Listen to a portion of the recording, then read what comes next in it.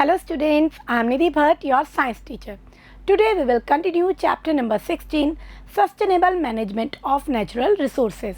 In previous video we had discussed about water as a natural resource, and today we will start part number 5, coal and petroleum. So students, today we will discuss how coal and petroleum are very useful resource and how we can manage it. Okay student, so let's start. So students, coal and petroleum conservation.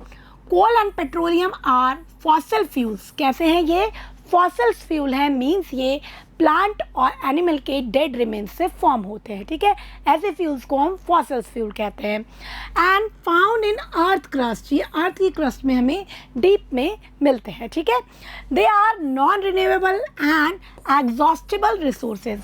ये जो दोनों ही हैं, कोल और petroleum, ये एक non renewable और exhaustible resource है. Means हम इनको रिन्यू नहीं कर सकते हैं और इनके जो रिजर्व्स हैं वो एग्जॉस्ट हो जाएंगे. यानी अगर हम इन्हें कंज्यूम करते रहे, इसी रेट से यूज़ करते रहे, तो वो एक दिन फिनिश हो जाएंगे. तो इसलिए इनको हमें बहुत वाइजली यूज़ करना चाहिए. Okay student, so student, first we will discuss about coal. Coal is combustible fossilized rock derived from a large accumulation of plant remains. तो जो कोल है रॉक की फॉर्म में होता है और मैंने बताया ये एक फॉसिल फ्यूल है. ठीक है, तो ये प्लांट के जो रिमेन्स हैं, जो डेड प्लांट्स हैं, उनके रिमेन्स के एक्यूमुलेशन से हमें मिलता है. ठीक है, दैट इज़ ग्रेजुअली कंप्रेस्ड.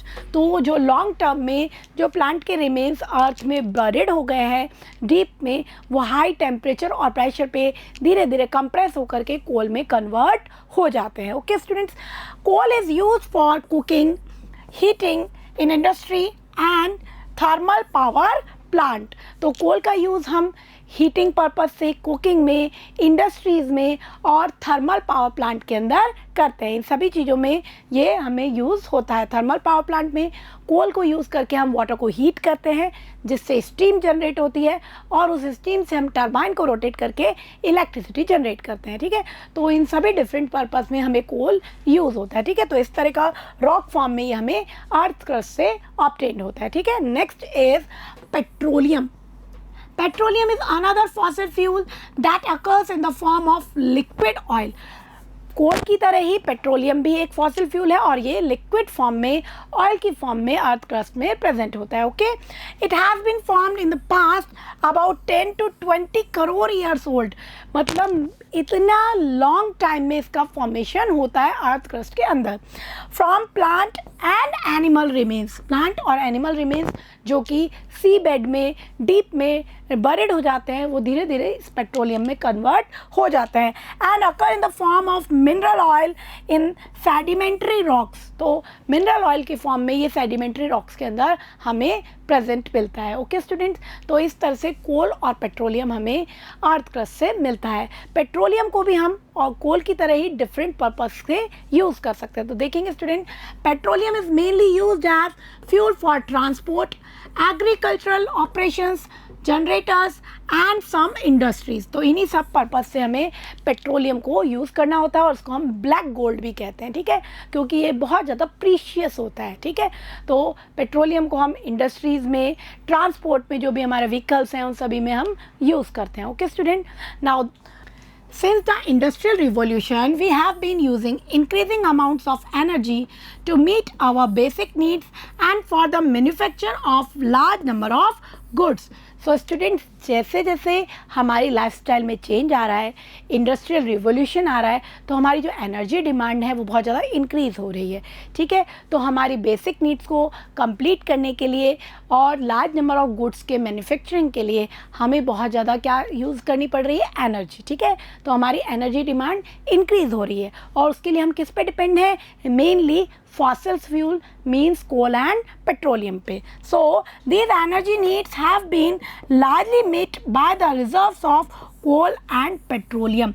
तो इस पूरी एनर्जी डिमांड को कंप्लीट करने के लिए सारा जो बर्डन है वो हमारे फॉसिल फ्यूल, कोल और पेट्रोलियम पे पड़ रहा है. तो हम उनको बहुत फास्ट रेट से कंज्यूम कर रहे हैं. ठीक है students, so students, coal and petroleum were form from the degradation of biomass. तो हमने जैसा कि पढ़ा कि कोल और पेट्रोलियम मिलियंस ईयर में बायोमास यानी जो हमारे प्लांट और एनिमल्स के रिमेन्स हैं उनके डिग्रेडेशन से फॉर्म होते हैं और इस प्रोसेस में एक बहुत ही लॉन्ग टाइम यूज़ होता है, ठीक है, in millions of year ago and hence these are resources that will be exhausted in the future. तो स्टूडेंट्स हम इनको बहुत फास्ट रेट से यूज़ कर रहे हैं, जबकि ये जो कोल और पेट्रोलियम है हमने देखा मिलियंस ऑफ ईयर में ये जो बायोमास है उसके डिग्रेडेशन से ये फॉर्म होते हैं और अगर हम इसको इसी तरह यूज़ करते रहे तो ये बहुत जल्दी फ्यूचर में क्या हो जाएंगे, एग्जॉस्ट हो जाएंगे, फिनिश हो जाएंगे। We would need to look for alternative source of energy. तो हमें कुछ अल्टरनेटिव सोर्स के बारे में भी सोचना होगा, उनको भी हमें यूज़ करना होगा ताकि हमारे जो रिजर्व्स हैं ये बचे रहें फ्यूचर के लिए, जो आने वाली जो नेक्स्ट जनरेशन है वो भी इनको यूज़ कर सके। तो स्टूडेंट्स कोल और जो ये लिग्नाइट, पीट, ये कोल के डिफरेंट फॉर्म्स हैं, ये एक बहुत लॉन्ग टाइम में एक हाई प्रेशर पे जब डेड एनिमल्स और प्लांट्स रिमेन्स जब बरिड हो जाते हैं अर्थ में तो धीरे धीरे उससे कोल और पेट्रोलियम का फॉर्मेशन होता है और ये बहुत ही लॉन्ग प्रोसेस है और हम जिस रेट से इसको यूज़ कर रहे हैं तो बहुत जल्दी इनके रिजर्व्स हमारे फिनिश हो सकते हैं। Okay students, so it is estimated that our known petroleum resources will last us for about 40 years and the coal resources will last for another 200 years। तो ये एक एस्टिमेट लगाया गया है कि अगर हम इसी करंट रेट से इनको यूज़ करते रहें तो 40 ईयर्स के बाद हमारा जो पेट्रोलियम रिज़र्व है वो फिनिश हो जाएगा और अबाउट 200 ईयर्स के बाद हमारा जो कोल रिज़र्व्स है वो भी फिनिश हो जाएंगे, ठीक है। In addition to carbon These contain hydrogen, nitrogen and sulphur. तो एक प्रॉब्लम तो ये है कि इनके रिजर्व्स लिमिटेड हैं और दूसरा इनको बर्निंग करने से एनवायरमेंटल पॉल्यूशन भी होता है, क्योंकि कोल और पेट्रोलियम के अंदर क्या क्या कॉन्स्टिट्यूएंट होते हैं, कार्बन होता है, उसके अलावा हाइड्रोजन, नाइट्रोजन, सल्फर ये भी प्रेजेंट होते हैं। तो जब हमें इन्हें बर्न करते हैं तो बहुत सारी हार्मफुल गैसेस और पॉल्यूटेंट्स रिलीज होते हैं। So when these are burn the products are carbon dioxide, water, oxides of nitrogen and oxides of sulphur. तो जब भी हम इन्हें बर्न करेंगे तो मेनली कार्बन डाइऑक्साइड, इसके अलावा नाइट्रोजन और सल्फर के ऑक्साइड्स भी फॉर्म होते हैं जो कि एयर पॉल्यूशन करते हैं। Okay students, when combustion take place in insufficient air और इनसफिशिएंट ऑक्सीजन, अगर हम इन फॉसिल फ्यूल को इनसफिशिएंट ऑक्सीजन के प्रेजेंस में बर्न करेंगे then it will form carbon monoxide which is very poisonous. So then carbon monoxide is formed और carbon monoxide बहुत ज़्यादा पॉइजनस गैस है, तो अगर ये हम इनहेल कर लेते हैं तो बहुत ज़्यादा ये हमारे लिए पॉइजनस हो सकती है और उससे डेथ भी हो सकती है। सो स्टूडेंट किसी क्लोज रूम में जहाँ पे एयर सप्लाई प्रॉपर नहीं है वहाँ अगर हम किसी फ्यूल को बर्न करते हैं then it will form carbon monoxide which is very poisonous और वो बहुत ज़्यादा टॉक्सिक होती है, तो उसके कारण उसको इनहेल करने से हमारी डेथ भी हो सकती है। तो स्टूडेंट्स इसके दो ड्रॉबैक है, एक तो हम फॉसिल फ्यूल को ज़्यादा यूज़ करेंगे तो ये फिनिश हो जाएंगे और इनके कारण पॉल्यूशन भी होता है, ठीक है स्टूडेंट। तो देखेंगे जब भी हम किसी चीज़ को बर्न करते हैं या व्हीकल्स के थ्रू या हम जो भी क्लोरोफ्लोरोकार्बन वाले जो भी प्रोडक्ट यूज़ करते हैं उन सभी से ये जो गैसेस निकल रही हैं वो क्या कर रही हैं, एनवायरनमेंट का पॉल्यूशन कर रही हैं। और ये जो जनरली होती है कार्बन डाइऑक्साइड, ये क्या होती है, ये ग्रीन हाउस गैस है, तो ये क्या करती है, जो भी सोलर रेडिएशंस हैं उनको यहाँ ट्रैप कर लेती है, जिसके कारण जो अर्थ का जो एवरेज टेम्परेचर है वो इंक्रीज़ हो जाता है, that is called global warming. तो जो भी साइड इफ़ेक्ट हैं global warming, acid rain, air pollution, वो सभी इन फॉसिल फ्यूल को ज़्यादा यूज़ करने के कारण हमारे एनवायरनमेंट में हो रहे हैं। Okay students, so the oxides of sulphur and nitrogen and carbon monoxide are poisonous at high concentration and carbon dioxide is a green house gas. तो ये जो नाइट्रोजन और सल्फर के ऑक्साइड्स हैं और कार्बन मोनोऑक्साइड है ये हाई कंसंट्रेशन में पॉइजनस हैं और जो कार्बन डाइऑक्साइड गैस है वो क्या है, ग्रीन हाउस गैस है, मीन्स ये सोलर रेडिएशन को ट्रैप कर लेती है और अर्थ का टेम्परेचर इंक्रीज हो जाता है day by day. Okay, coal and petroleum are huge reservoirs of carbon and if all of these carbon is converted to carbon dioxide, तो स्टूडेंट्स जो कोल और पेट्रोलियम के जो रिजर्व्स हैं वो बहुत ज़्यादा कार्बन को कंटेन करते हैं। तो अगर हम सोचें कि ये सारा फ्यूल बर्न हो जाए तो इनसे प्रोड्यूस होने वाली कार्बन डाइऑक्साइड का अमाउंट बहुत ज़्यादा हाई अमाउंट में इंक्रीज हो जाएगा हमारे एनवायरनमेंट में। Then the amount of carbon dioxide in the atmosphere is going to increase and leading to intense global warming. तो अगर ये सारा कार्बन डाइऑक्साइड में कन्वर्ट हो गया तो उससे बहुत ज़्यादा ग्लोबल वार्मिंग हो जाएगी, ठीक है। और हमारा जो अर्थ का जो एवरेज जो एटमॉस्फेयर का जो रेगुलेशन है वो सारा ही डिस्टर्ब हो जाएगा। Okay students, thus we need to use this resources judiciously. इसलिए हमें बहुत ज़्यादा वाइसली, बहुत ज़्यादा सोच समझ के इन रिसोर्सेज को, इन फ्यूल्स को यूज़ करना चाहिए ताकि पॉल्यूशन भी कम हो और ये रिजर्व्स आगे के लिए, फ्यूचर जनरेशन के लिए भी कंजर्व रह सके। Okay student, so methods to conservation of fossil fuel. अब हम क्या क्या कर सकते हैं जिससे फॉसिल फ्यूल कंजर्व रह सके और डिप्लीट नहीं हो, फिनिश नहीं हो। So student, coal may be converted into liquid fuel and compressed natural gas CNG through coal gasification. ये एक बहुत अच्छा मेथड है कोल गैसिफिकेशन। इसके थ्रू हम कोल को लिक्विड फ्यूल या सीएनजी में कन्वर्ट कर सकते हैं। CNG means compressed natural gas. ये एक क्लीनर फ्यूल है और पॉल्यूशन फ्री है, तो ये पॉल्यूशन भी नहीं करता है, तो उससे हम इसको ज़्यादा यूज़ कर पाएंगे। कम अमाउंट पे हमें ज़्यादा एनर्जी भी मिलेगी, तो इसका कंजप्शन भी कम होगा और पॉल्यूशन भी कम होगा, ठीक है। Techniques should be developed to recover maximum fossil fuel that lies in deep mines and wells।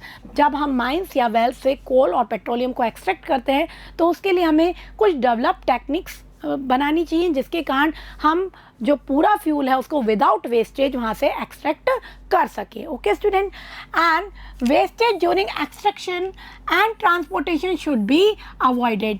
जब हम इसे एक्सट्रैक्ट करते हैं या ट्रांसपोर्ट करते हैं तो कुछ फ्यूल का वेस्टेज हो जाता है, तो हमें इस तरह की टेक्निक्स डेवलप करनी होंगी कि उसका वेस्टेज कम से कम हो। Okay students, both oil wells and coal mines are prone to catch fire. Oil wells और जो माइंस होती हैं उनमें बहुत जल्दी फायर लग सकती है और वो बहुत ज़्यादा डेंजरस हो सकती है, तो उसको फायर से प्रोटेक्ट करने के लिए भी हमें कुछ टेक्निक्स, कुछ प्रिकॉशंस लेने होंगे ताकि जो उसका वेस्टेज हो जाता है फायर के बाद वो भी रुके और जो मेन लाइफ है, जो भी प्रॉपर्टी का उससे लॉस होता है वो भी रोका जा सके, ठीक है। So therefore these should be well protected from fire to avoid wastage, pollution and loss of life and property.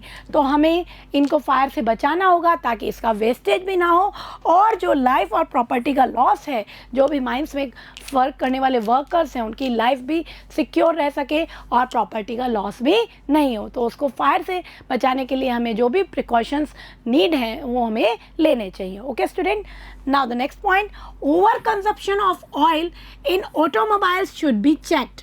तो हमारे जो व्हीकल्स हैं उनके इंजन्स को हमें चेक करना चाहिए कि वहाँ पेट्रोलियम का, ऑयल का वेस्टेज तो नहीं हो रहा है, ठीक है। और हम ऐसा कर सकते हैं कि जब हम किसी रेड लाइट पे या किसी का हम वेट कर रहे हों तो अपनी जो व्हीकल्स है उसका इंजन हम स्टॉप कर दें, उसे ऑफ कर दें ताकि जो हमारा जो फ्यूल है वो वेस्ट नहीं हो, ठीक है। We must save oil for future use because only a few years are left for this its depletion. तो हमें इसको सेव रखना है क्योंकि अगर हम इसको कंजर्व नहीं करेंगे तो कुछ ईयर्स में ही ये सभी रिजर्व्स जो हैं डिप्लीट हो जाएंगे, फिनिश हो जाएंगे, ठीक है स्टूडेंट। तो इन टेक्निक्स को यूज़ करके हम ऑयल, पेट्रोलियम और कोल को कंजर्व कर सकते हैं। Okay student, now the next point, steps for conservation of energy resources.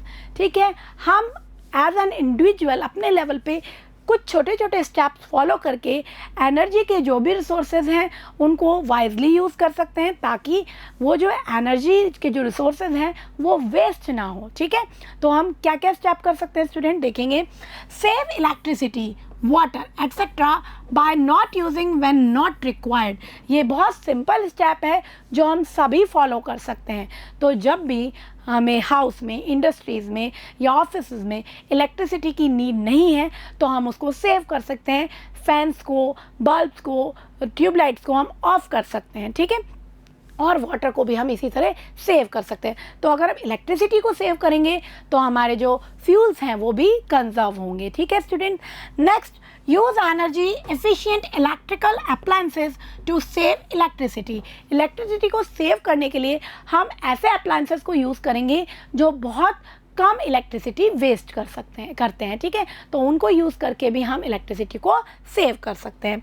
Use pressure cooker for cooking food. Food को कुक करने के लिए प्रेशर कुकर का यूज़ करना एक बहुत ही अच्छा स्टेप है। उससे हमारा जो फ्यूल है वो बहुत कम वेस्ट होता है और फूड जो है जल्दी कुक हो जाता है। ठीक है, तो ये स्टेप फॉलो करके हम अपने जो फॉसिल फ्यूल को है और जो भी हमारे जो एनर्जी रिसोर्सेज हैं उनको कंजर्व कर सकते हैं। Okay student. Now the next point, use solar cooker.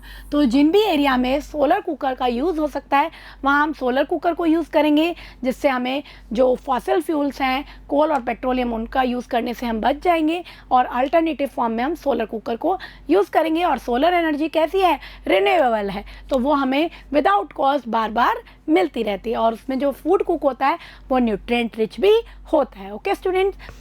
Encourage the use of biogas as domestic fuel। Rural area में हम बायोगैस को डोमेस्टिक फ्यूल के फॉर्म में यूज़ कर सकते हैं। इससे क्या होगा, जो हमारा जो वेस्ट है वो भी यूज़ होगा और उससे एक अच्छा क्लीनर फ्यूल हम बना पाएंगे और ये पॉल्यूशन फ्री भी होता है। Okay student. Fuel efficient motor vehicle should be designed to reduce consumption of petrol and diesel. Petrol और डीजल का कंजप्शन रिड्यूस करने के लिए हमें कुछ ऐसे इंजन डिज़ाइन करने चाहिए, ऐसे व्हीकल डिज़ाइन करने चाहिए जो कम फ्यूल को कंजम करें और उनकी जो मोटर है वो इस तरह से उनका इंजन वर्क करे कि वो कम फ्यूल को यूज़ करके भी अपना अच्छे से वर्क कर सकें। ठीक है। टेकिंग अ बस instead using your personal vehicle. तो हर जगह जाने के लिए हम अपना पर्सनल व्हीकल यूज़ ना करके कोई पब्लिक ट्रांसपोर्ट लाइक बस उनको यूज़ कर सकते हैं। उससे भी हमारे जो फ्यूल्स हैं उनकी वेस्टेज कम होगी और जो हमारा पॉल्यूशन है, एयर पॉल्यूशन भी कम होगा। Okay students. And taking the stairs instead using the lift. हमें लिफ्ट की जगह स्टेयर्स को यूज़ करना चाहिए। ठीक है, वो हमारी हेल्थ के लिए भी बेनिफिशियल होगा। तो अगर आप हेल्दी हैं तो हम लिफ्ट को यूज़ ना करके किसको यूज़ करेंगे, स्टेयर्स को यूज़ करेंगे। Okay.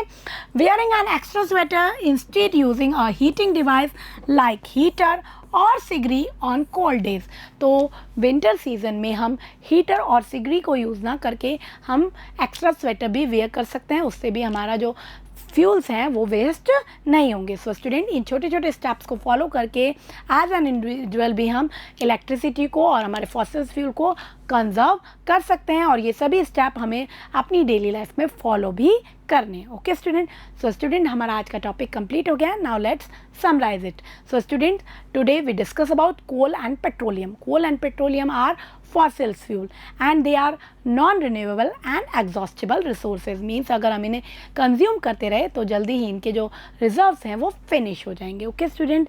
Then we discuss coal is a rock form, is an rock form. Coal जो है रॉक की फॉर्म में होता है और ये जो डेड प्लांट रिमेन्स हैं जब वो अर्थ में बरिड हो जाते हैं तो उनसे इसका फॉर्मेशन मिलियंस ईयर में होता है। It is used in cooking, heating and thermal power plant. Thermal power plant में, कुकिंग में, हीटिंग में, इन सभी चीज़ों में हम इन्हें यूज़ कर सकते हैं। Petroleum is a liquid fuel. Petroleum भी एक लिक्विड फ्यूल है और ये फॉसिल फ्यूल ही है। ठीक है, और ये भी जो डेड प्लांट्स होते हैं उनके रिमेन्स से सेडिमेंट्री रॉक में फॉर्म होता है। ठीक है, इसको हम ब्लैक गोल्ड भी कहते हैं।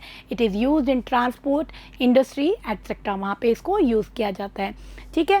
सो स्टूडेंट्स, जैसा कि मैंने बताया आपको ये एग्जॉस्टिबल रिसोर्सेज हैं तो इनको हमें वाइजली यूज़ करना है एंड इनका कंबशन करने पर, बर्निंग करने पर कार्बन के oxides, carbon dioxide, carbon monoxide, sulphur और नाइट्रोजन के ऑक्साइड्स भी फॉर्म होते हैं जो कि क्या हैं, पॉल्यूटेंट्स हैं। तो कार्बन डाइऑक्साइड एक ग्रीन हाउस गैस है जो कि क्या करती है, ग्लोबल वार्मिंग को कॉज करती है और सल्फर और नाइट्रोजन के ऑक्साइड्स एसिड रेन और जो अदर एयर पॉल्यूशन से रिलेटेड फिनोमेना हैं उनको कॉज करती हैं। तो इसीलिए हम इनको ज़्यादा, हमें इन्हें यूज़ नहीं करना चाहिए। तो हमें क्या करना चाहिए, इन्हें कंजर्व करना चाहिए।